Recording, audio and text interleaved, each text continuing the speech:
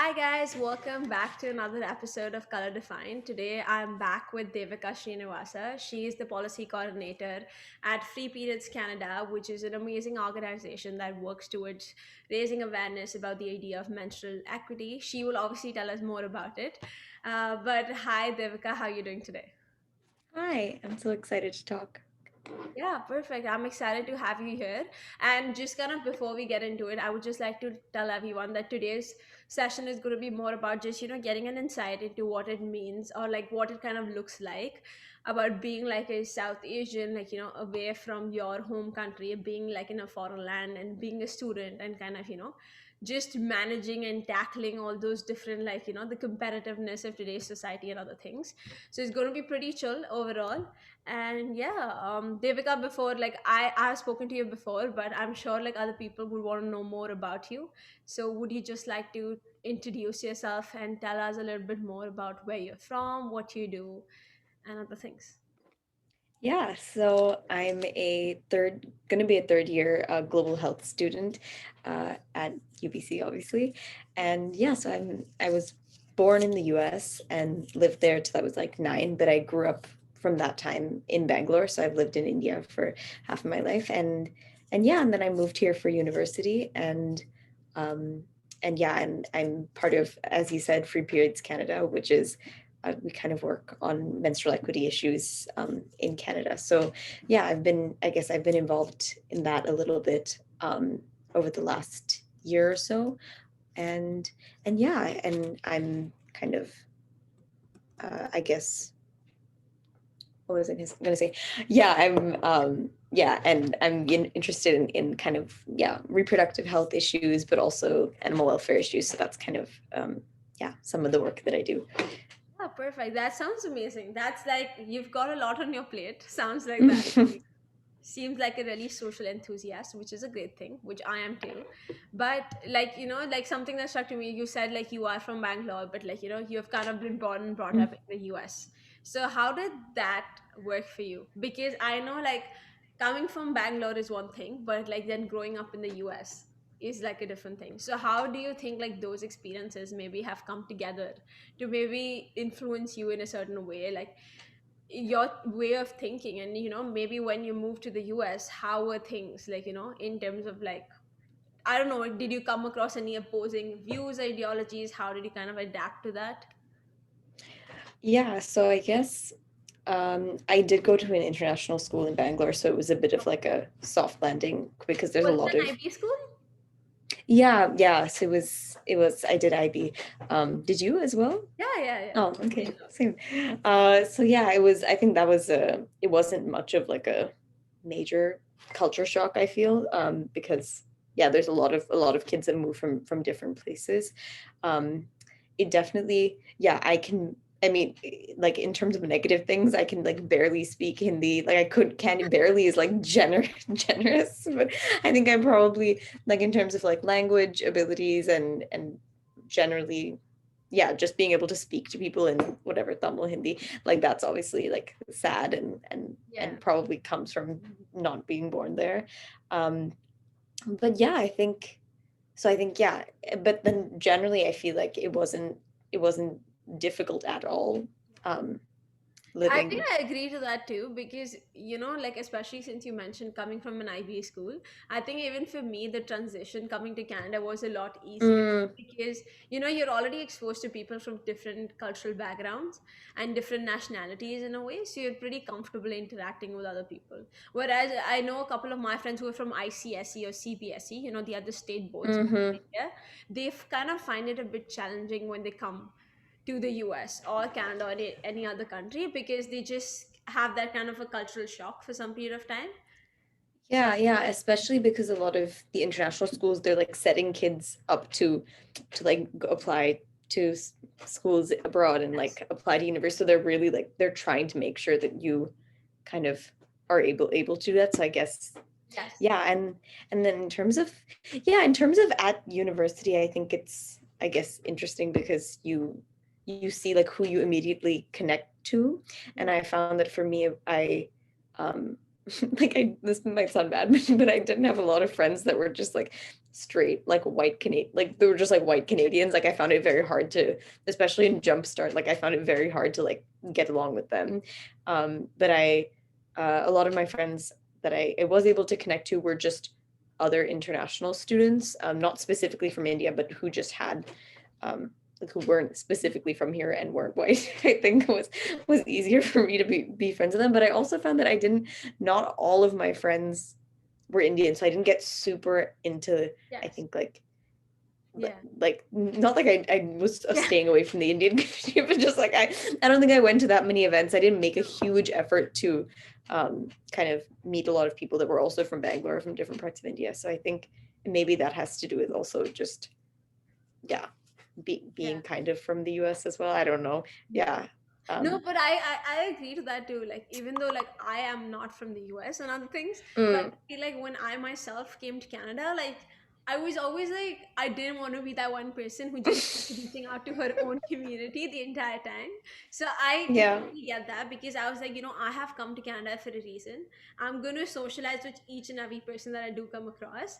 And I feel like, Yeah. but like as soon as I got to know one Indian, I feel like with Indians the thing is, one, you know many. You Like, just know it. You can't. and then you cannot avoid that bubble, like I never intended to avoid it, but like in terms of I wanted to be very cultural, and but I feel like when you get to know one, it just, it's like an endless thing, it just keeps going on, and you get you You're start. like yours, you can't get out. But I think it's also that, yeah, I think a big like way you get into that community is through like parties and like social things. And because of COVID, I also feel like I didn't have a huge chance Yes. to even like do that. Like I was, yeah, I had like most of my first year, but I think like, yeah, second year when I maybe would have like gone to more parties and met more people and or like gone clubbing with people, like I don't, I don't know. I think you just meet more people. So I think that also maybe is why I feel a little bit distant from the Indian community on campus. I don't know. Yeah. Oh, And that then makes again the, sense.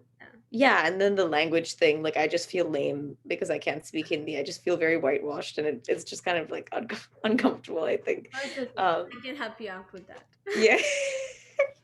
No, and another thing that just came to my mind when you mentioned, like, you like are working. What's like your future plan? Do you intend to continue doing policy coordinator? So wait, are you doing international relations, or am I just No, missing this I'm option? Yeah. no, I'm not doing I'm in global resource systems, which is like sounds Okay. very, it's in the Faculty of Land and Food Systems. Basically, it's Okay. kind of like a build your own major situation, Oh, where like I was really interested in like global health issues, so I can, in this major I can pick like yeah. public health classes and also like basic science classes. So I, yeah, I don't know what I want to do want to do, but I'm thinking I really am interested in like public health issues, not specifically related to Yeah. like menstrual equity work, although I do care a lot about that, but I think more related to like animal welfare issues, Okay. and like stray dog stuff in Yeah. India. Yeah. So yeah, like I think it would be like a dream to do something related to like stray dog population control, but also like rabies Yes. control. And I don't know, it sounds very like strange to be excited about that, but I No, think, the reason yeah. I ask is because I know a lot many times, especially me. I don't know, like, if your parents might be a bit more different, because obviously at the end of the day, each person's parents are different. But Mhm. like, even though my parents are pretty open-minded in terms of like, my career choices and other things, Mhm. oftentimes they still do have like really like, like they try and like try and control it, but I feel like it is still reflected sometimes in the way they talk about certain career options, whereby that ideology in terms of like becoming a doctor and engineer is so much better than doing anything else, because I went into kinesiology, right? And Mhm. back in India, no one had ever even heard of kinesiology. So everyone's Yeah. like, oh, How she's. did you know you wanted to do like, I fully didn't know that was a fact, like an No, option. I feel like so many people, it's not just India. I feel like even in Canada, where No one knows what it is. what's kinesiology? I was like, hold up, wait a second. I feel like it's just that so many times there's this assumption that when you just think about Canada or the US, because it's a first world country, I feel like there just tends to come this assumption that, people know everything here, or everyone's very open minded, and things that might happen in India do not exist here. But then Mm-hmm. whether it be something small like not knowing what kinesiology is, or like something big like in free periods, like it's about like menstrual equity, I feel like Mm-hmm. there is like this assumption that when it comes to first world countries, such issues are very minute. But I think that's not true, because it's not that the issue is minute, it's just that the visibility of that issue is made very, like it's not made as visible, if that makes sense. Yeah, and Sorry, go ahead. no, continue, finish. No, I was saying like even in India, like in terms of, I know we have a lot of like, beggars and unemployed people in India. But it's made so visible everywhere. But in Canada and I don't know about the US, but I know about Canada, like homelessness and other things. Even though it's a very widespread issue, I feel like it's not made as visible as it is, because in Canada there are certain areas that are defined as those areas. You know what I mean? Like East Side downtown. Like once I got lost there and I realized, wow, like, this is also one of the realities of Canada. Because I feel like in the exteriors, like the main areas where tourists visit, those areas are often like, really beautified and other things. But when I got lost there, I kind of realized, oh my God, like this is also a reality of it, which I Mm-hmm. would never think of before would exist in a first world country like Canada. So I feel like, do you like kind of feel the same, or like what are your thoughts and opinions on that? Yeah, and I think a big thing for me that I've realized here is like I just like hate the word, like the term first world. Like I Yes, think like I like it when people say like, I don't know, like global north, global south. I think, yeah, the idea that this is like some idealized yes, version of the way we need to live, yeah, ignores the fact that a lot of these issues, like, yeah, like in indigenous rights and like yes, this yes. being like a settler state is very hidden. So yeah, Canada's super good at hiding all this stuff, but also, yeah, I think like thinking about how like internationally can't, like, this is getting like a bit whatever, but I think, yeah, it's like, yeah, first world whatever is like, there are issues like within the country, and then there's also like crazy ways that Canada contributes to like really awful things that are happening throughout the globe, like whether that's with like where they put their money, like military support, like all of this stuff. And I think that's been a big thing for me Yeah. coming here to realize that like I don't want to, like, especially when I talk about being at university here to people that don't live here, I don't want to talk about Canada in the sense of it being first world or not having problems, or even UBC not having these like big structural problems. So yeah, definitely. And I think, yeah, and I think that I, and maybe that's also where like some of the not connecting with people who grow up here Yeah. comes from, because of that thing of like, you don't understand, yeah, you have a very, I don't know, like a really Yeah. like stereotypical idea of India that's like kind of ignorant and annoying, like you ride to school on an elephant, like whatever, like your typical thing, but then also like you don't understand all these issues in your own country, which I just think is kind No, of now that you said that, off-putting. I relate to that so much, because I remember the first year I came here to Canada, and you have that initial session. What is that called? Where you kind of get to meet every people, not jumpstart. The one, Hmm. I think that period of time. So you Yeah, have yeah, coordinators, orientation periods.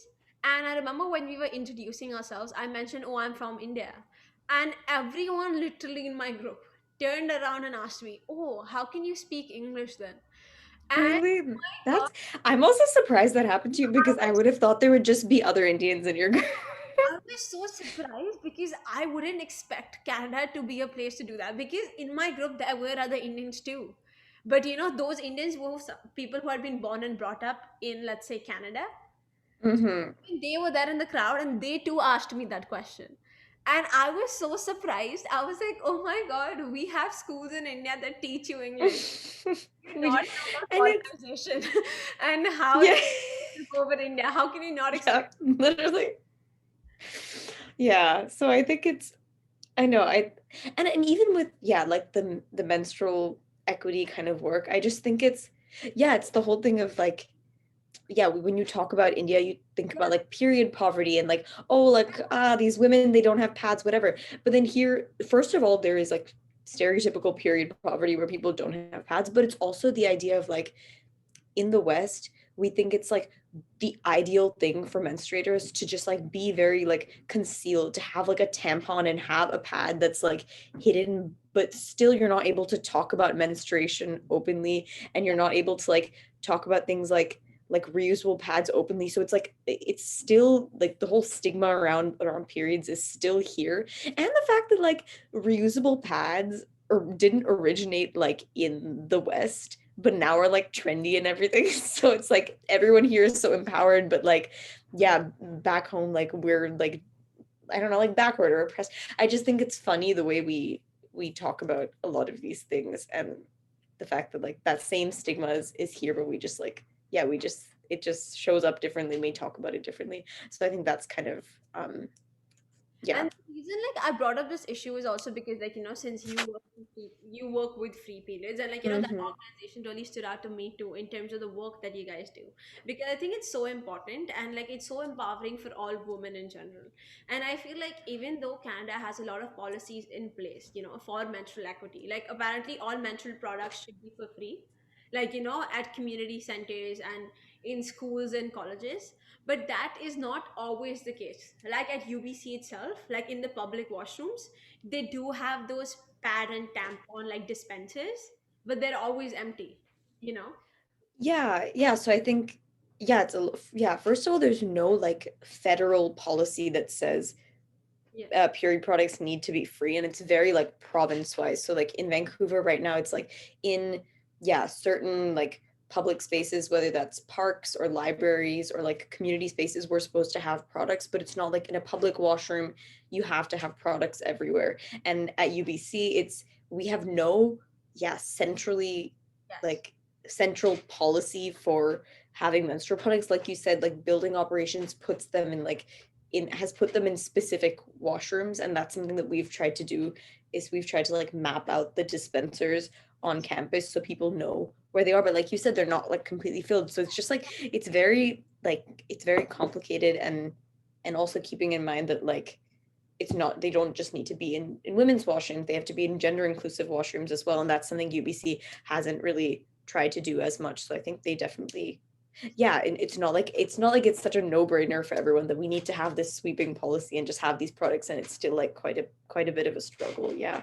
And like the reason I even bring this up is like although like the aim of this like conversation was to talk about you and your experiences, but I again feel like emphasizing or talking about this idea of menstrual equity is so important. And I think Mm-hmm. getting across that message, even if it might be through this session, I think is very important, because I feel like originally when I heard of a menstrual equity like organization in Canada, I was like, I Mm-hmm. don't think there's any need for that. I don't know, like that's the first thing that came to my head. Yeah, but fair. Yeah. Yeah, because you wouldn't imagine that. But then once you go online and you actually look into those things, such issues do exist, especially with the indigenous populations. A lot, many of the people, because they're from lower economic backgrounds, like I was checking tampons are so expensive. Like, like I was checking online, apparently, like a US statistic said that in like by the end, like if they're assuming you like have your periods from the age of like 15 to 52, they said you tend to spend about $14,000 on just Yeah. key products. Like even though that's over a long period of time, that's a lot of money. So I feel like things like that, especially in Canada, even though we have the resources, such things need to be made more accessible to people. Like in India, for the same issue, it's like a different aspect that needs to be worked on, but on Canada there's a different aspect. So kind of having that idea, that's very important to get across to people, because I think people Mm-hmm. think like for every issue there's just one solution, but I think it really depends on what culture or what country you're looking at.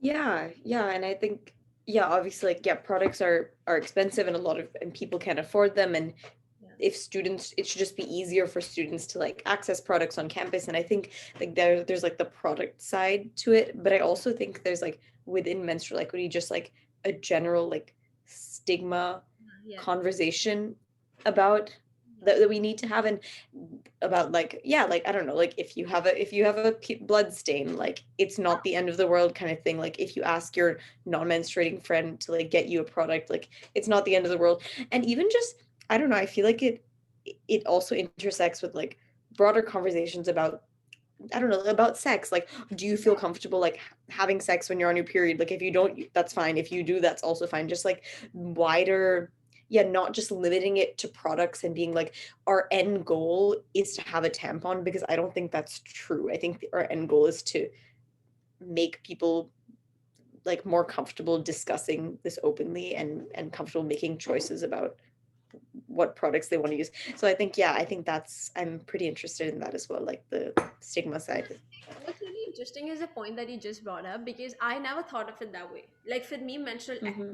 like this was going to be my next question in terms of what does menstrual equity mean to you? Because for me, initially, at least, obviously I'm a byproduct of my culture. So somehow the way I think about certain things are going to be based on that or in line with that. And Mm-hmm. I'm just aware of that fact. And like, it's just that when I thought of menstrual equity, I thought it was about equity in terms of accessibility to products, and also obviously the stigma aspect. But I think a good point that you mentioned about was being comfortable talking about it in every setting. So whether it comes Mm-hmm. to like sex, as you mentioned, or whether it comes to something like, going to the swimming pool when you're on your periods or not, Mm-hmm. that's something. And like, what precautions you can take to ensure it does not leak into the pool. Actually, I don't know the biology behind it, whether it does leak or not. But like, kind of those discussions, which I feel are not usually done when we talk about such topics. So so like, if I were to ask you, like, in terms of like what does menstrual equity mean to you, and in terms of like, working in this role, what are some Mm-hmm. of this in which you think, like, we, like Canadians specifically, like here in Canada, since we are here, what are certain ways in which, like, maybe like we can, like, take certain measures to like raise more awareness about it, or kind of strive towards. Mm-hmm. Yeah, I think there's, yeah, I think there's a lot of really cool organizations that are doing stuff. So I guess there's like a few things. Like if you're, I think if you're really interested in like the product access and like donating products, United Way has like the Period Promise campaign, which is very focused on like doing, they've done like a, recently they finished like a very long research study where they've given various community centers products over like a long period of time, and have put together like a really incredible report about period poverty. So there's definitely always ways to donate product to them that way. um, and I think, yeah, but like broader, I guess it's just like, this is kind of a lame answer, but I think it's kind of like having conversations with the people in your life, and about just about like, I don't know, about like menstrual cups, and about the using reusable